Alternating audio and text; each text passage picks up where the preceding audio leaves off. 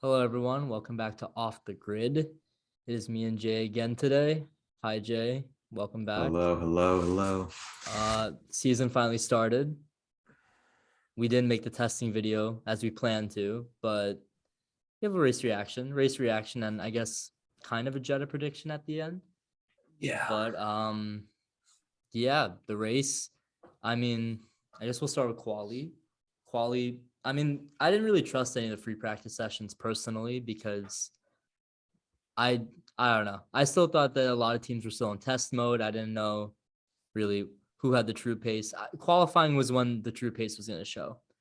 And unfortunately, I was in Canada when that happened, so I didn't have any access to watch qualifying. But uh yeah, Jay, what do you have to say about qualifying before I say anything? All right. So for me, FP1 and FP2 were pointless, but I did care about FP3 because I feel like if you're sandbagging in FP3, it's a bit long now. So I feel like FP3 was the point where I was like, all right, these results actually matter.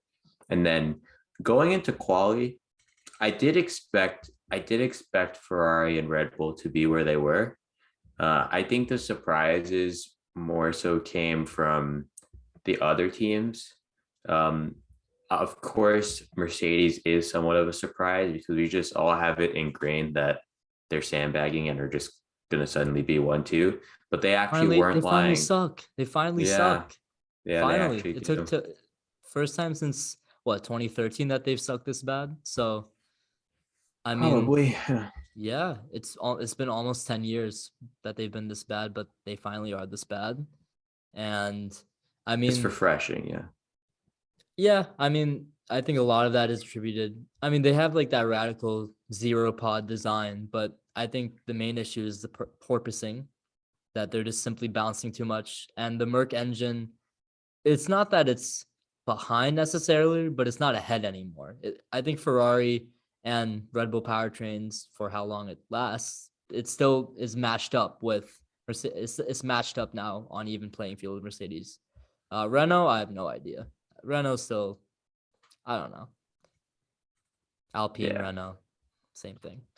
But think I think the combination of the engine with the arrow. I think at least from what like Toto was saying, because it the was the drag, arrow. right?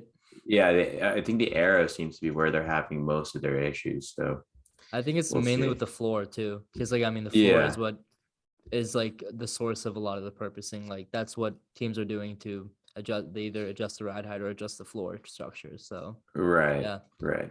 Um, I guess. I mean, let's see. I mean, okay. We'll start with Red Bull and Ferrari. I expected Red Bull and Ferrari to be up there. To be honest, just like when I glanced at the practice times and I glanced at testing, like looking at testing the weekend before, I honestly thought Red Bull was gonna be on pole. I really thought that they had a better car in a one lap, if that makes sense. Because I think they, even though it seemed a little more unstable, they seemed quicker. So I thought Red Bull was gonna pull the pole, and it looked like it through Q1 and Q2, but Q3 Charles found something and pole for Ferrari, which made me really happy. I'm happy to see them back up top.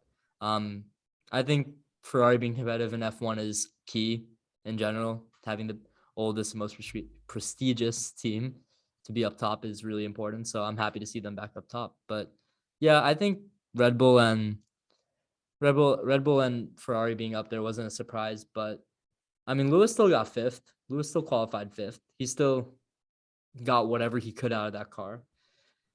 After that, things get interesting. Things that I don't think neither of us expected. Um, Valtteri puts on P6 and Alfa Romeo that both of us projected being at best a bottom two team, the second worst team. And they look pretty damn sporty. They look pretty great. Yeah, I think even Joe was, I mean, he qualified P15, but we'll get into the race Yeah. later. I mean, the Yeah. I Alpha mean, I don't think I car should dissect it. clearly, Yeah, it's quality still. I mean, we should get into the race I mean, eventually, but yeah. I mean, Yeah, maybe I'll just the quickly go car over the is rest.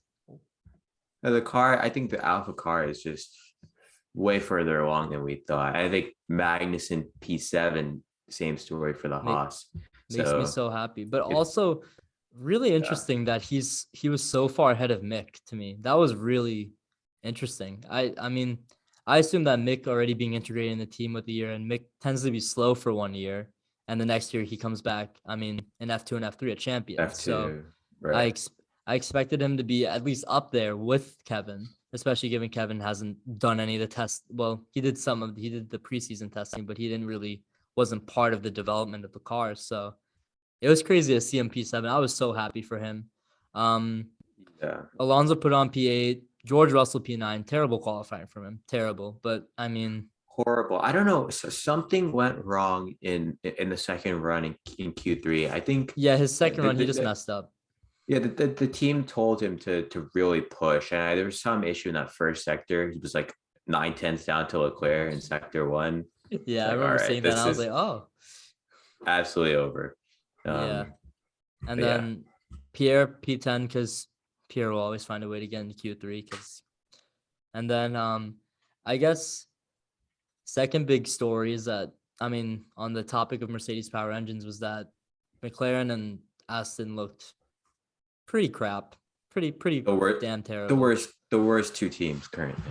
You could argue. Whoa! No, Williams is definitely worse, but they're worse than both of them in my opinion. They're sitting But in, they're sitting at the same table. That's all I'm saying. no, that's true. That's true. But I guess yeah, quali was a big shock, set up for a big exciting race. And I guess we'll get into the race recap. So starting off with the race, start was pretty standard. Valtteri fell off a cliff. He started P6. Bro. I think by end of lap one, he was P14 or I was Yeah, yeah. shocked. I was like, well, I mean, we know Valtteri not exactly the best starter, but I mean mm, to go 8 places down in a single lap is it was a rough embarrassing. showing. It was a rough showing. Embarrassing. Yeah. Yeah, no, it was definitely a rough showing. Other notable things that happened on lap one, I guess Ocon spinning Mick, but Mick having a nice save, a nice 360 save. He only lost, I think, 2 or 3 positions out of that. So it wasn't a major impact. Obviously, it flat spotted his tires for that run, which probably hindered his pace and maybe hindered his overall finishing position. But I don't know. I'm gonna get more into Mick later because I think he was a key of interest. Albon, I remember he jumped up to he was 10th. He was P10, P11. He was up there. Close enough. Yeah. He was one of the beneficiaries. Both McLarens deciding to start on mediums while the rest of the field started on softs, and they plummeted, completely plummeted. They were both, I mean, at one point they were both bottom two. They were 19th and 20th, getting passed by Latifi. And I mean, even though they were on mediums, you don't expect them to be dead last on mediums. And I mean, yeah, I guess we'll start from the bottom. So McLaren was terrible this race. They were terrible. And I mean, looking at the interviews, Lando was saying it's a lack of downforce. Daniel, I mean, he in essence kind of gets a pass because he didn't get to test the car really at all. Like he got Barcelona, but he didn't really get to test it at all in Bahrain. So I think this was more of a test weekend for him. But yeah, I mean, shoot, I had them P3 in the constructors. You had them what, P5, P4? P4, but this So was an absolute shocker for McLaren. I mean, yeah, I I mean, get I get the logic with the mediums. Like the car is not in getting into the points really. Maybe with Lando there was some hope, but I think they thought we just have to mix up the strategy, and it yeah. totally backfired on I them. mean, but then they went on to the hards, and the hards were the worst tire by far. I mean, Mercedes also made the same mistake, Oh and my god, they were terrible, the terrible. I mean, Mercs, the Mercs, the Mercs on the hards was a disaster, a disaster. yeah, I mean, yeah, it was a poor move. But I mean, Yeah, a lot of teams didn't really test with the hard that this weekend. They didn't really run many practice laps on that compound, so it was kind of a wild card play. But yeah, I mean, moving on in the same category of bottom feeders, we got to talk about Aston Martin, our Aramco cognizant F1 team. They got all the Aston sponsored. Martin. I mean, I think it's pretty ironic that the two most sponsored teams now, McLaren and, well, not most sponsored, but the ones that are getting the newest, biggest sponsors, sunk. I mean, of course, we have to address Nico Hulkenberg being in the car. He out qualified Lance, which was pretty embarrassing for Lance, to be honest, given that he got all that time to test and Nico literally didn't even test the car and still out qualified him. Pretty embarrassing from Lance, but we'll see what Seb does next week, if assuming he comes back. I think he will. But I mean, Aston Martin also bottom of the table. I mean, Lance was able to move up through the race. He ended up finishing P12, which isn't terrible. But given the 3 retirements kind of towards the end of the race, Yeah. I mean, he's below what, both Alpines, both Alfa Romeos, the AlphaTauri, both Haas's. It's not exactly what I think Aston Martin had in mind for 2022. Yeah, and Hulkenberg, he drove not the best race, let's say. I mean, I just felt like every time he was on screen, he was getting passed by someone. Well, yeah. So I mean, I didn't have very high expectations for Nico. The fact that he me outqualified neither. Lance was, I don't know, kind Yeah. of kind of dropped Lance a driver rating, if you ask me. But I mean, yeah, Lance. I mean, he drove a typical Lance Stroll race. Qualifies kind of crap. Makes up a few positions during the race and finishes right in or right outside the points. So yeah, it was an okay Lance Stroll race, but kind of whatever. And then the final Mercedes, well, I guess the final Mercedes power teams, and not the works team, is Williams, which in my opinion has the slowest car. Period. I still don't think McLaren has a slower car than Williams. I don't think so, but I don't think so. Could argue it either way at this point. I mean, we certainly don't think it's going to stay that way. Yeah, But but I mean, Williams also, I mean, they didn't have the expectations to be a championship winning team, of course. They were just more, maybe they can make their way up in the midfield. Doesn't seem like it. Seems like they're still going to be at the bottom 2, bottom 3 teams. So kind of sucks. But hey, at least Alex Albon was in the points and he ran pretty good. And yeah, Nicholas Latifi proving why he's a pay driver and why he's probably going to be sacked next year. Maybe, I don't know, but we'll have a driver's prediction video for next year yeah. I'm to just saying, if Piastri doesn't take his seat, I'm gonna have a problem because well, yeah. I don't think Piastri's gonna be taking that seat, but I mean, we'll see. We'll see. yeah, We'll see. we'll see. Yeah. Any other comments on Williams? Not much to say. I It was think boring. It was boring. It was yeah, really it's boring. what we just don't care. I mean, I think he was about where they were about where we expected them to be. But Yeah. I just think that the Ferrari powered cars, along with Ferrari, just had a great weekend. Yeah, So, and I think they have yeah. great cars. So I guess the next team on the docket, we'll go with Alpine, because Alpine they were they seem like they're in the same position as they were last year. A team that's probably always going to be in the hunt for points, always gonna be probably the 4th, 5th best car, but not really making that step towards the top 2 or 3 at all. They're kind of still in the midfield again, and I think given that Laurent Rossi said that he's focusing on performance and not reliability, and this is a result, I think it's a tad bit troublesome for them. Yeah, I think we both think it's probably a few years away from them truly competing at the top. They're just clearly a midfield team and Yeah. probably going to stay that way through the year. But I mean, both drivers finishing decently well, so Both can't in the really points, I complain. think. Yeah, both 7th Yeah, and 9th. so, I mean, they got points. It's more than McLaren, a lot more than McLaren. yeah. But I mean, yeah, given all the hype, given L Plan, which I personally thought I did not believe in, and this gives me more of a reason not to believe it, at least in this year. I don't believe in L Plan. I just really don't. I mean, yeah, not much else to say about it. Yeah. Um, moving on. Let's see. What else we got? We got to talk about. I'm trying to. We'll talk about AlphaTauri. We'll talk about AlphaTauri. Yeah.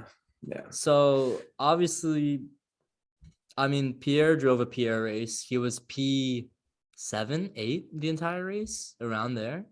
P8, P7. I don't remember. I think it's P8. In that Yeah. area, yeah. And I mean, he just drove a Pierre race. He outperformed the car. He drove a very solid race in the points. Yuki was like right outside the points. I think it was P11 a lot of the race, just right around the points, right outside the points. He had an underrated drive to start P16. Yeah, And I of mean, course, some DNF, some retirements affected his end result, including his teammates. But yeah, you still have to give it up. I mean, to go up 8 places from quality to the race is quite impressive, I think. true. No, it's true. I mean, we both expected a progression from Yuki, so hopefully this is the beginning of that. Hopefully he'll be more on pace with Pierre. I mean, I think there's still a pace disparity given what we saw from this race, but it's less of a disparity for now. We'll see. But I mean, also I have to give a shout out to Yuki. They were asking him in a driver's press conference about his mentality going into this year, and he was essentially saying that last year his entire diet was DoorDash and Uber Eats. So I just have to shout him out for being honest and saying that he just eats a shit ton of food outside. So I mean, respect. I would too. No, I mean, Nah. If you're an nah. F1 driver, you're going full on. You're going full. I mean, on. yeah, probably. If you have the talent, if you have the talent. If I have the talent, yeah, yeah, that's true. It happens. How old is he? He's like 21, 20, 21. One of those. super. Yeah, One of looks those. 12. Yeah, Yeah, but I mean, I don't know. Those AlphaTauri seats must feel pretty hot given that there's like 15 Red Bull Junior prospects in F2 right now. So, yeah, I don't know. One of them's got to get promoted. That's all I'm going to say. The pipeline of Red Bull youth talent is just ridiculous. I still can't believe why drivers sign on. Like, if with that much talent, like, I mean, so many drivers sign on with, it's like Alpine and Red Bull have a monopoly on like signing. Like, I mean, Ferrari did, but then they lost all their drivers to like IndyCar. Like Callum Ilott went to IndyCar. Bobby Schwartzman he's a reserve driver, I think, for Ferrari. Giovinazzi did nothing. It's not Mick. Mick is also a test driver. They have like Okay. multiple test drivers. Gotcha. I'm trying to think. There's one more that's escaping me. Whatever. But no, I think that's it. But I mean, I don't know. I think it's really interesting how there's not a lot of more people going to like McLaren. I think there's a McLaren driver academy. I'm not sure. I think there is. Mercedes. It wasn't Lewis's time. Yeah. Yeah. And I think Lando was part of it. So, yeah. And then Mercedes, obviously. I mean, I guess Mercedes is harder. They have Frederick Vesti, but I don't know. I think for them, they're probably not as interested in developing younger talent at this point. I think probably in a post-Lewis world, they invest more into their academy. Yeah, but I mean, the post-Lewis world is it's coming up 2 soon. years, 3 years. You have to have some. I mean, I haven't fully looked at. I think they have one or two F3 drivers, maybe. I don't quite remember. Williams has a decent academy too. They're decent. Logan Sargent. Hopefully. Regardless, Red Bull dominates. I think the success of Verstappen and Ricciardo, I think, is probably just made a lot of the youth drivers seek Red Bull's academy. Probably. And plus, like, they're not afraid to promote drivers into at least AlphaTauri. So, but Max is proof of that. So, well, Max was a very special. Max went straight from F3 to F1, so he but he was different. But I think if I have the story right, I think he was being looked at by multiple F1 teams, but he wanted to go to a team that would instantly put him in a starting driver position. Yeah. And that's why he went to Toro Rosso. That's why he didn't sign with Mercedes, because he got an offer from Mercedes. Right. Imagine Max and Lewis on the same team. I mean, it would not. It would not work. Yeah, it wouldn't work. It would be a Nico situation, but way worse. Yeah, I they probably end up keeping Verstappen too, right? Because he's younger. What a crazy alternate world we're living in. But anyway, Yeah. we'll get back to the race. Yeah, slight detour Just there. a slight tangent, but yeah, AlphaTauri pretty impressive though. I'm impressed with their pace, given that I didn't rate them very high coming into the season. I don't think either did you. They're showing decent. They're showing top five ish, top six, top five ish pace, which is Yeah. pretty damn impressive. Honestly, top four even. I Could feel be. like that the fourth spot is just like a Yeah, open for anyone at that's this the real point. question. There's like 4 teams vying for it. Yeah. So we'll get to the interesting team. The two interesting teams to me. Alfa Romeo we'll start off with. Um, shout out Zhou Guangyu, not Guangyu Zhou. I I don't know. It's because even on like classification things, it still says Zhou. It's Joe. It's Joe. Yeah, I know. So they're just putting his first. I don't know. But Zhou Guangyu got his first F1 points this weekend. And And that's pretty yeah, impressive given that I didn't think he was going to score an F1 point this year. So props. I mean, he drove really well for his rookie race. He outperformed my expectations. Even though like Alfa Romeo was better, he still outperformed my expectations. Just given it how close he was like he was always within like 3, 4, 5 seconds within Valtteri, which is no little feat. So really yep. And impressed. I think once Lewis came back out on the hards and was having an absolute disaster, I think he got passed by Joe. So pretty cool Yeah. to pass Lewis in your first race is kind of No, nice. And I saw the Chinese broadcast of that. Like they were like they were going commentating it. It was crazy. They were crazy. going It was crazy. I was awesome. like, dude, the stake. This is it's not Abu Dhabi. Like they were losing their minds. No, they got so excited when Perez spun too because they realized that he was getting points. So it was no, that was really cool. It's always cool to see Yeah, the national TV go for their own driver. That's always so cool to me. yeah. And he was quite emotional after the race too. I mean, Uh, damn, I would be. yeah. I mean, first points, first race, and I think that Alpha and Yeah. he specifically as a driver way above what we expected. Like Yes. he's I agree. I think he showed like he's a legit F1 driver. He's outperformed my expectations for sure. Absolutely. Yeah. Yeah, Alfa Romeo, just a great package, a shockingly great package, even though I hate what they've done with the wheel covers. A great package. I hate the candy cane wheel covers. They're hard to look at. They're really hard to look at. Yeah, but the rest of the car, to me at least, looks very nice. No, the rest of the Like cars, it's okay. It's a generic paint scheme to me. Paint the way livery paint scheme. the way they incorporate the Italian flag and stuff, it's a nice look. No, yeah, that's nice, but they should have just gone solid white or solid maroon. Just don't do. I don't know. I agree. It's hard to look at the car sometimes, but Fair. honestly, it drives great. Yeah, shocking, absolutely shocked that they're doing this great. I mean, Haas, you could see it was a possibility, but Alfa Romeo had no idea, no No, idea. I thought the Valtteri quali was a total fluke because Joe was P15. So I was like, Valtteri just pulled one out of the locker. I freaked out because my girlfriend texted me hey, Valtteri got P6. I'm like, in what? Q1? No, Q3. And I was, yeah. Yeah. Also, we just have to shout out Valtteri for totally embracing Mercedes slander.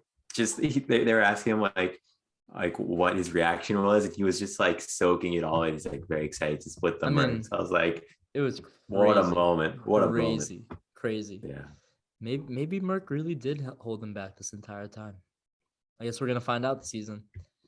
Well, we always knew he was a good qualifier. So, but to do it in the race.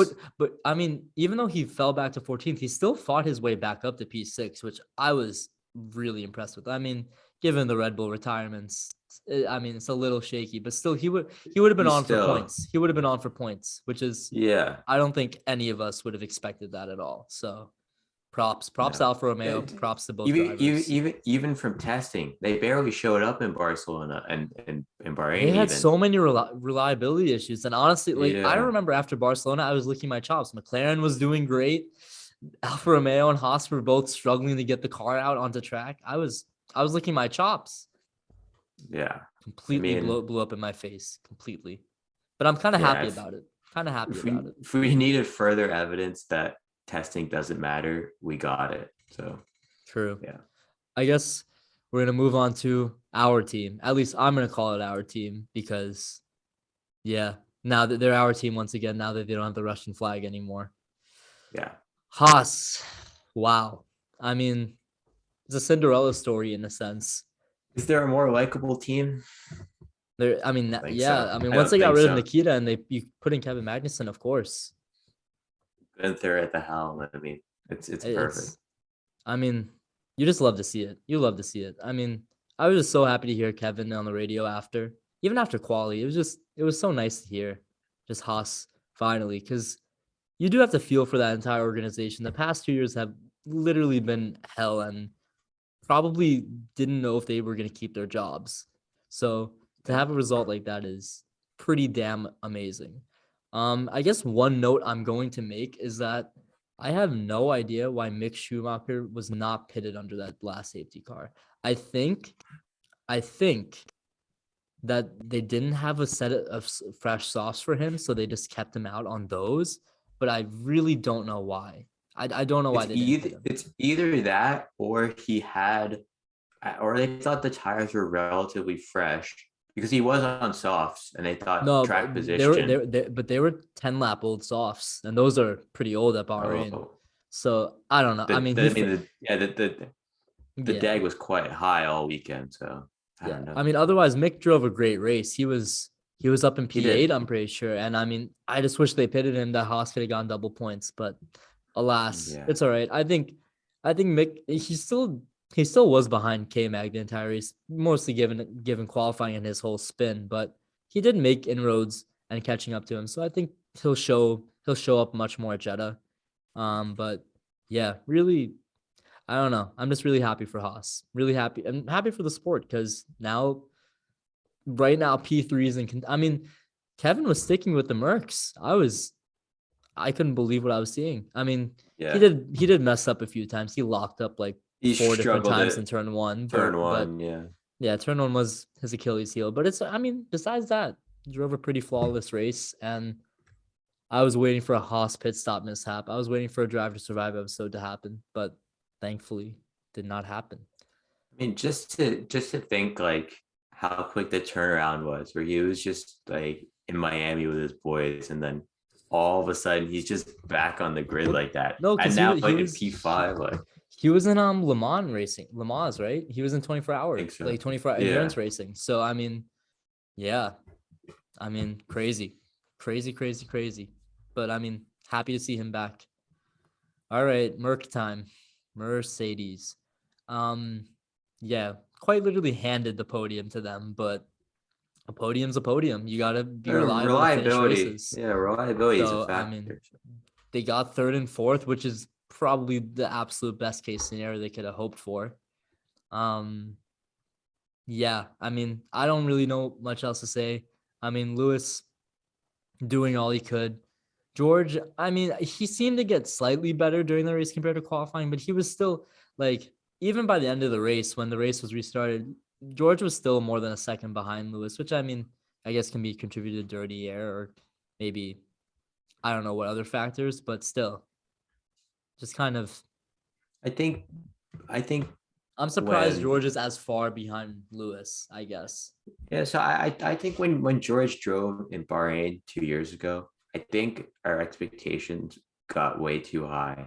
I Like mean, yeah, mine the definitely did. the Merc car was so extremely dominant, and Valtteri had a bad race. Like I think ultimately that's what it was. Like I never came into the season thinking George versus Lewis is going to be really like a competitive rivalry.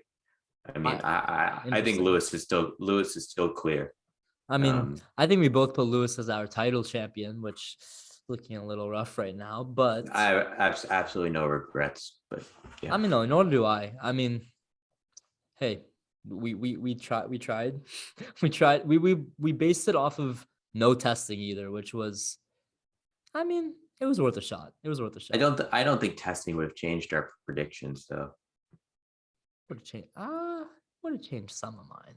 But The history of sandbagging, though, I just no, can't that's true. back it. That's true. But I mean, yeah, just Mercedes damage limitation.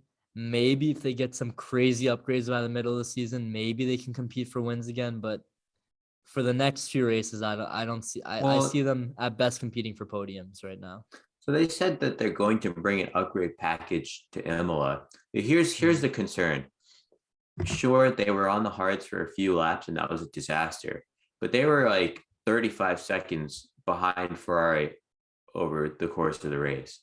It's Yeah, like close to like 7 to 8 tenths a lap. Like yeah, they have a long, long way to go. And they have a that's lot to do.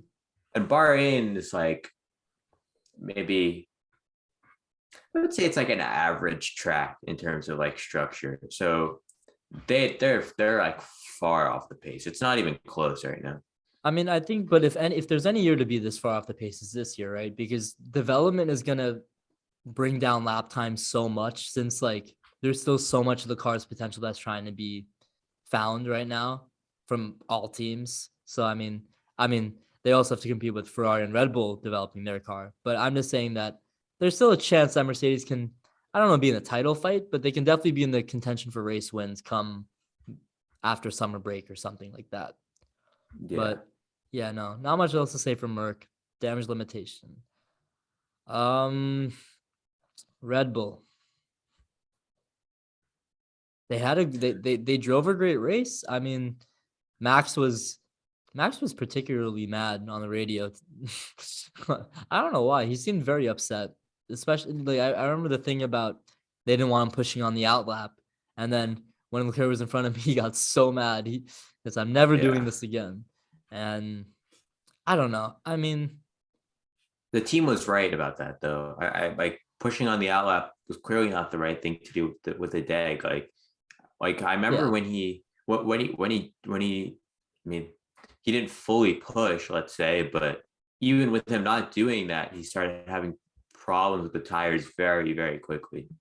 No, So yeah. I mean, I think teams ultimately right. The problem, for being honest, is they just didn't have the pace. Like Ferrari is just a faster car. So yeah. I mean, Max was like he was able to stay within 4 or 5 seconds, but you could tell he was slower by maybe 10th or two per lap. And it just over time, once he got out of DRS, it's hard to really make it up. So yeah. yeah, I mean, Red Bull were close matches for sure.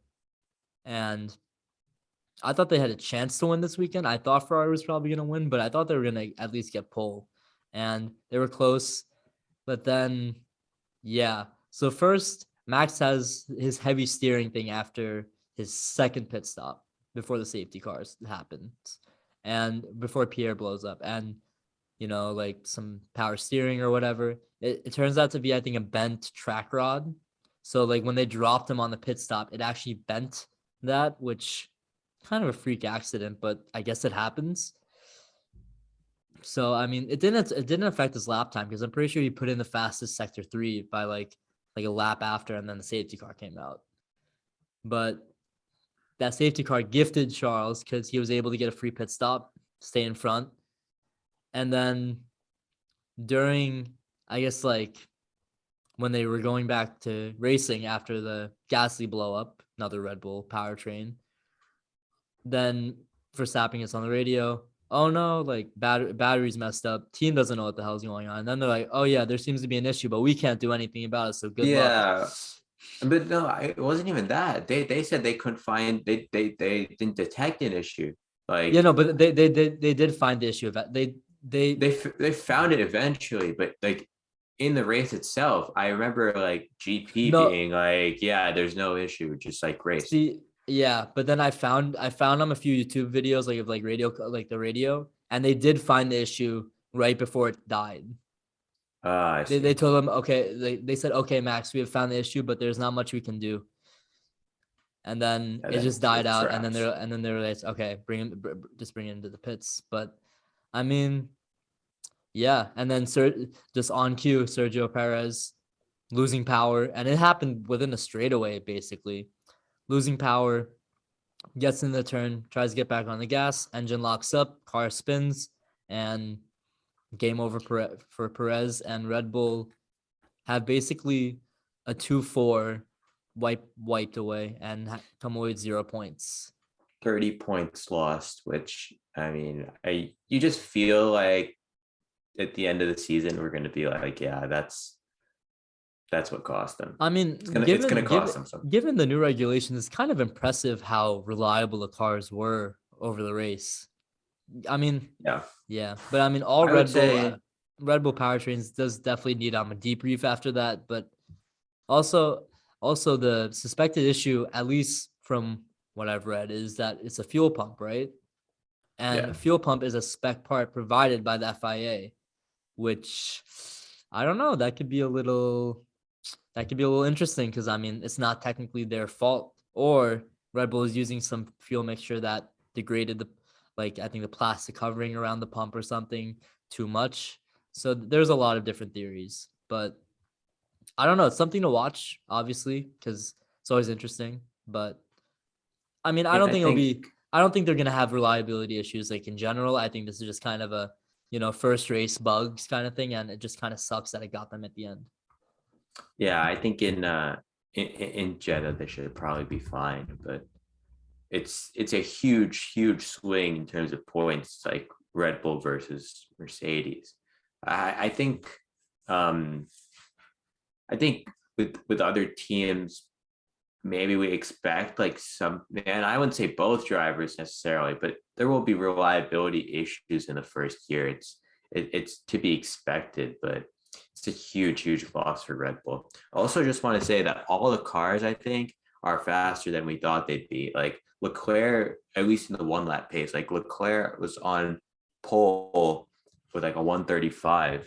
And then last year, Max was on pole with a 129. So they're about a second and a half off in the first race. Like, I feel like by the end of the season, it's going to be like pretty close, which is ridiculous. That's what a lot of team team principals were saying, was that with the rate of development, it'll probably be back to the same pace, which is kind of crazy given how heavy and how big these cars are. But I mean, hey, Yeah. F1 teams are going to be F1 teams. They're the greatest R&D giants in the world. So Yeah. yeah, I mean, kind of crazy. I guess we're gonna end it off with Ferrari. I mean, perfect weekend, essentially. Carlos was lagging a bit behind. He couldn't find the pace. And I mean, he kept referring to that through qualifying, through the race. I don't know if he was using that necessarily as an excuse, but I mean, it's Carlos, so I'll take it I as buy valid. it. I buy it. Yeah. So, I mean, we'll see next race how Jeddah goes and how the next few rounds go. But just something to watch, I guess, in terms of, is it going to be like a Schumacher Barrichello kind of thing? I don't know. But I mean, yeah, Ferrari just perfect weekend. Got pole, got the win, got the fastest lap, 1-2, maximum points, top of the constructors. I mean, doesn't get much better than that. So really great weekend for them. Really great. Yeah, I got to give credit to Charles too. I mean, 2019 Bahrain, he fortunately lost the race, so good to see him redeem 2019. And I think this is potentially his year. I think a lot of people forgot about him last year. We didn't forget about him last year, but we put him with Carlos and Lando in terms of our driver ratings. But I think most of us historically have really thought it's like Lewis, Max, and he's right there, like in third with True. them. So I think if the car has the pace this season, I think this is the year where he really goes up to that level where he's like the top tier of F1 drivers. So he was like totally in control the whole weekend. Quali, winning the race with really no pressure. Like even in the Verstappen Leclerc battles, which He were was great, really composed. He just braked. I mean, as he said, he braked early because he knew Max was going to go for it. So he just braked early, got the DRS, and then made the easy passes into turn, 4? So yeah, I mean, it was a masterclass, simply put. Yeah, fastest lap. Never in doubt, really, which is the sign of an experienced driver. Felt like a totally controlled weekend for him. I think also like going into Jeddah, like this is if he has world title aspirations, which we all know he does. I think these weekends where the Ferrari is clearly the best car, he's got to go for like maximum points to really build a solid advantage. Because Merc is going to be in the mix at some point. Red Bull is going to sort out the reliability. So Yeah. So I guess moving on to Jeddah. Who we got, Jay? Who we got? What's your podium? Give me your podium right now. Just no context. no context podium for the race, not qualifying. Yes. Going to the race. Yeah, I'm for the going. race. I'm going to Leclerc, Verstappen, Sainz. All right. I guess I'm gonna go Verstappen, Leclerc, Sainz. I think that Red Bull is gonna be really great in the high speed corners. I think that they have slightly slimmer side pods than the Ferrari. The Ferrari really have those big chunky side pods that are really not great in the high speed corners. I think honestly I can see Hamilton being on the podium because those smaller side pods are gonna help in the high speed corners. So I mean, I think it's gonna be more of a toss up. I think the midfield is gonna be completely rearranged, which is gonna be exciting to watch. And yeah, I mean, I'm excited for Jeddah. I mean, it provided the most action-packed race last year. I don't know for the best reasons, but it did. So I mean, Yeah, now I we'll think see. we have to say, like, with how many yellow and red flags we had last year, like, what do we expect this year? Like, are we And I going to mean, get a similar situation? and the tires Newer are bigger, cars so too. it's gonna be less visibility. So I mean, who knows what's gonna happen? Who knows? And I mean, apparently easier to follow, which Yeah, we which I saw mean, was this is it it's really was gonna be a put to the bit test. easier. It's gonna be put to the Yeah, test though. 100%, 100%. But I mean, yeah, I'm excited. All right. Yep. I think that's gonna be it for our recap, our very lengthy recap. But I guess next week we get to do this again, recap Jeddah. And yeah, that's all. That's all for now. Follow us on our Yep. socials, our Twitter. That's our only social for now. But We will follow us be there we will be on other socials soon though, so stay tuned. soon. But until then, thank you all again for the 5 of you watching. And until then, peace out.